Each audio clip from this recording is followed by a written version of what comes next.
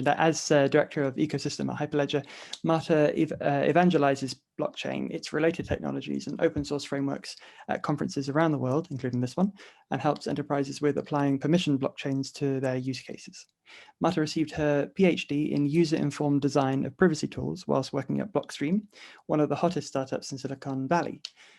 Before this, she obtained her Bachelor of Science in Electrical and Computer Engineering from Warsaw University of Technology and a double Master's in Computer Science and Informatics from Technical University Berlin, where she's also taught, and Warsaw University of Technology. So thank you very much, Marta. Thank you, Leo and Emil. Thank you for inviting me. It's always a pleasure. I actually have been involved with CBC since its very big, since it wasn't even CBC. I remember our first meeting, which was in a hotel bar somewhere, talking about possibilities of funding something like that. So I'm very fond of the organization. I'm very excited to be working with you. So you know, I don't want to dive too deep into what Hyperledger is. If you would like to know what Hyperledger is, you can pop in the question into the Q&A, and I'll give you a brief overview afterwards. I thought that it would be better to focus on some of the new things in Hyperledger. Briefly, Hyperledger is hosted by the Linux Foundation. Hyperledger means two things. It is a project within the Linux Foundation, sort of a greenhouse where we host different code bases, and we have staff. It's 10 people of staff that coordinate the community. We have membership side of things, where CBC, for instance, is a member of Hyperledger, where we help our members work, collaborate with each other, make introductions, and help with PR and marketing. And then second part of Hyperledger is the open source community and the code itself. So quite often you'll hear Hyperledger Fabric, Hyperledger Sawtooth. These are code bases that people can use to build their solution on top of it. So you can think of it a bit like we are making the the roll dough that you can buy in the UK, or whatever, our pre-made pastry. So we made the pre-made pastry and you make a cake out of it. We've been launched 4 years ago. We grew quite fast. So currently we have 16 different projects, 4 production releases, and one of them is in version 2.0. We offer training and certification. We have regional chapters, which are gatherings of community in a specific region. We have working groups and so on and so forth. As I mentioned, we have a very modular approach to hosting projects. So you can think of Hyperledger as a greenhouse where anybody can come with a seed of their idea, plant it into the community. And if the community wants to foster it, wants to feed that plant, it will grow into some kind of a beautiful tree. If they don't want to do it, they don't see the point of it, then the plant will die. And that's also fine. We understand that. This is what the greenhouse is currently. 6 different distributed ledger frameworks, 4 libraries, 5 tools, and 1 domain-specific project. That is Hyperledger Grid.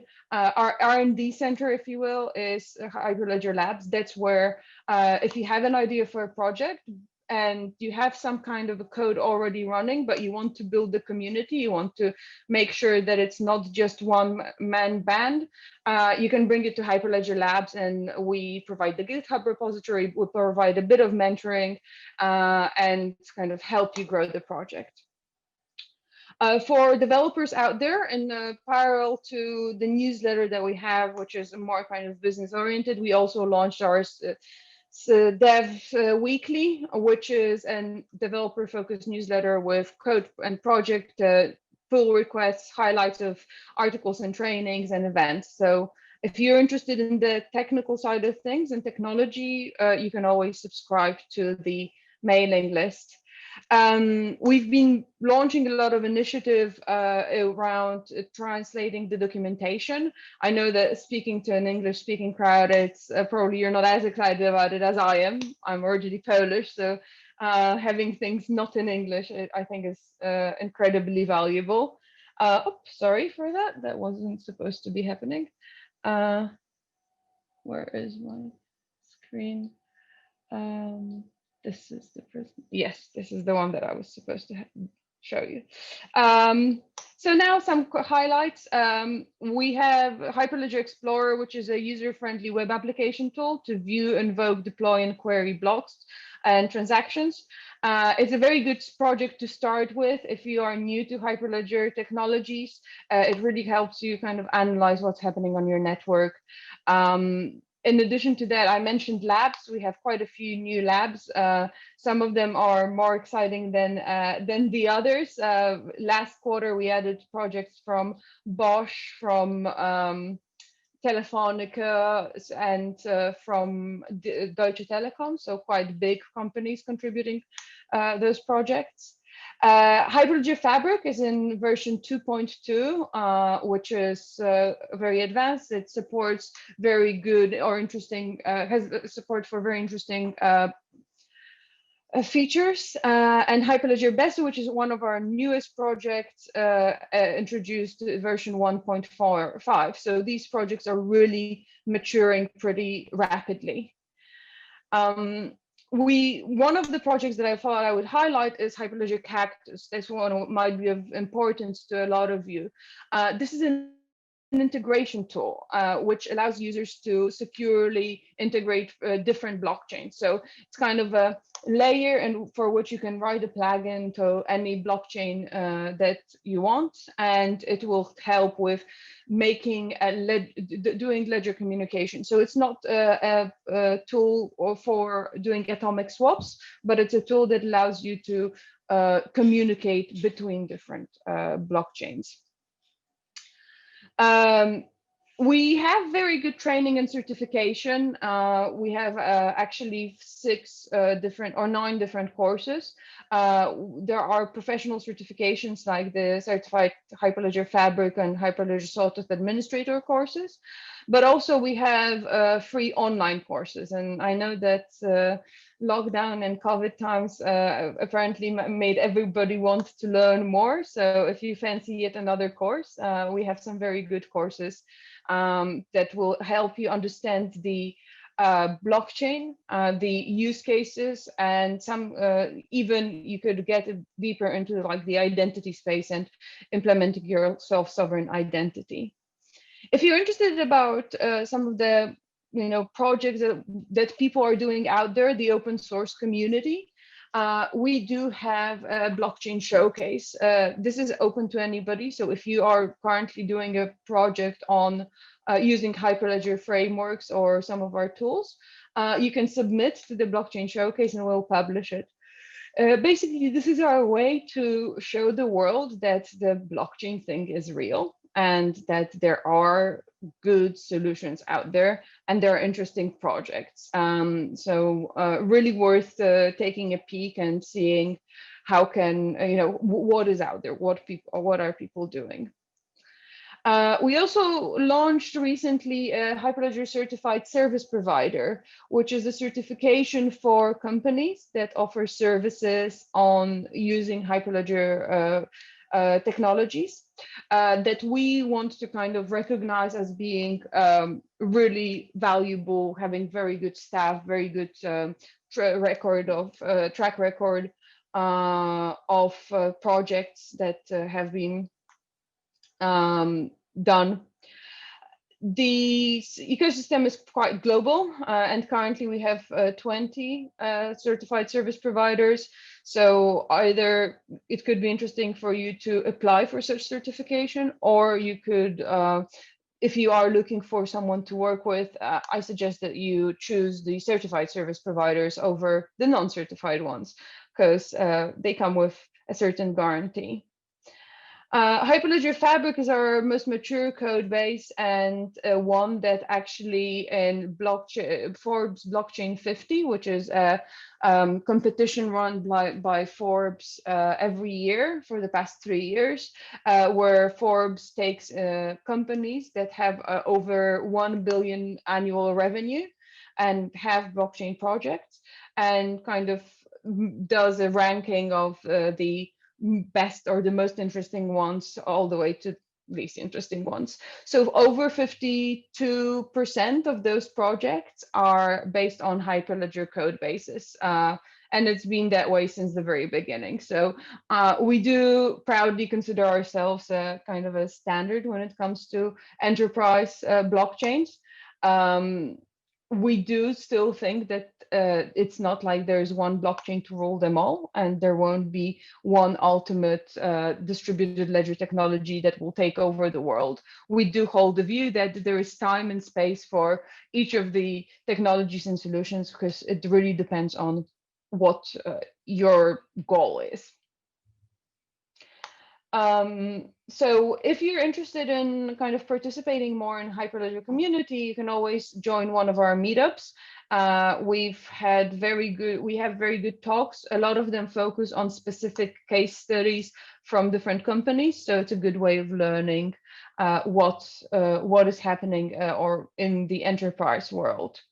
I'm going to skip those things because they are not as interested. I would focus on the case studies because I think that most people today are really interested in case studies. Before I do that, one thing, we have community special interest groups. It's community groups that are open to public. You don't have to be a member of Hyperledger to participate in those groups. And they are focused on specific verticals. So we have healthcare, we have climate action and accounting, trade finance, capital markets, public sector, and so on. So if you're interested or working with a specific industry, and either you want to learn what is happening in that space with respect to distributed ledger technologies, or you'd like to tell the world what you are doing, feel free to jump on a call with all of those groups and introduce yourself. We are a very friendly community. We really welcome all, and we want everyone to feel free to participate and to engage. So having said that, going back to the use cases, we really feel like because of the kind of diversity of our projects and diversity of our members, we see projects from all over the spectrum. There are projects in healthcare and supply chain. There are projects in really all sort of industries.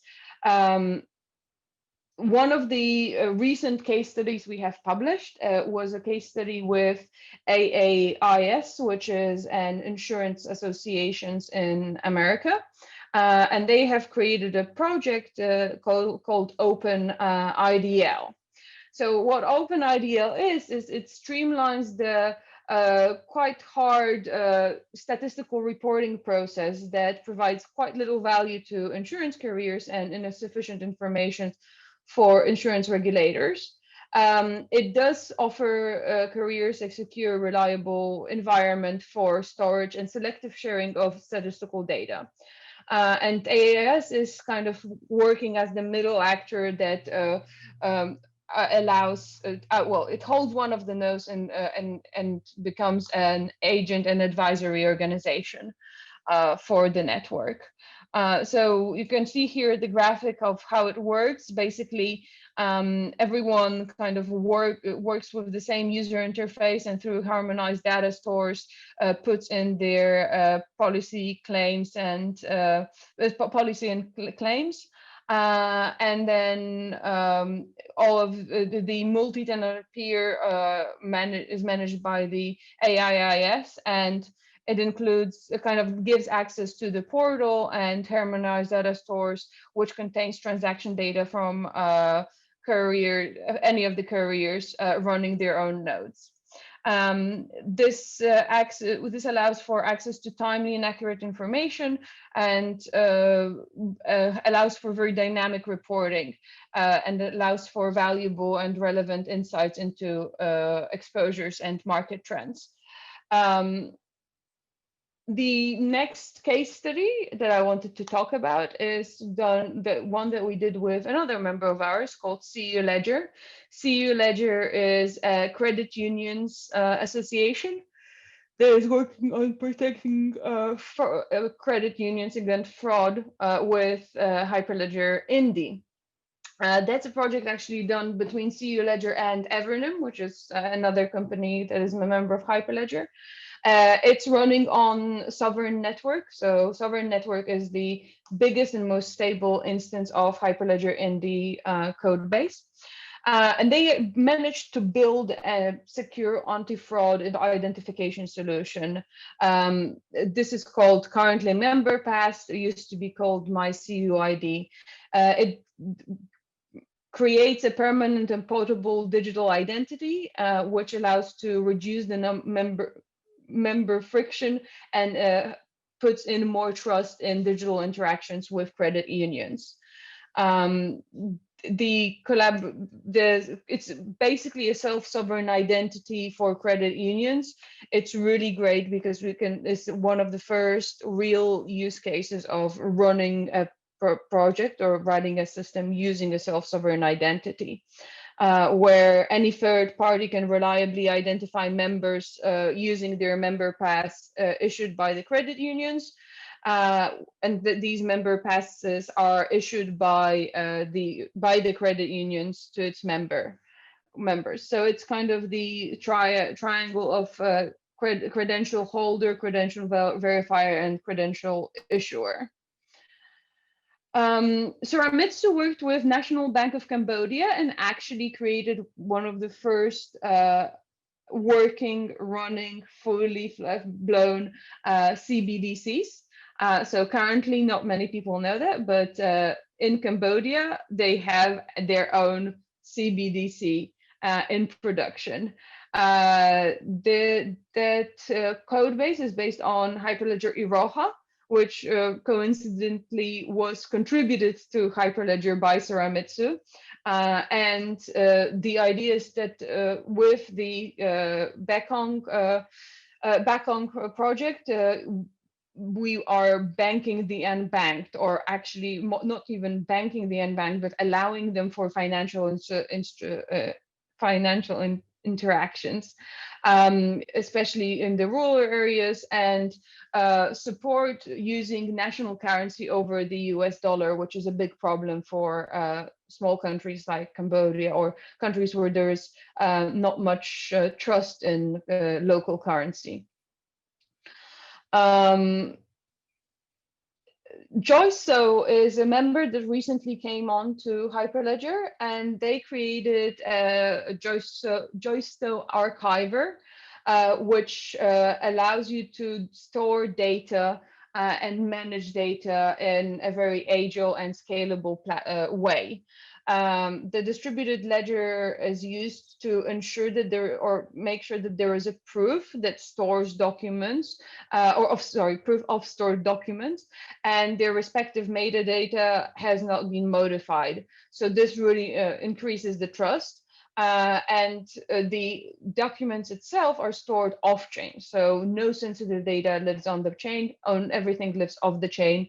And then the cryptographic checksums of the documents and the logs of events that happened in the archive are stored on-chain. So it's a very neat way of leveraging really the big value of distributed ledgers.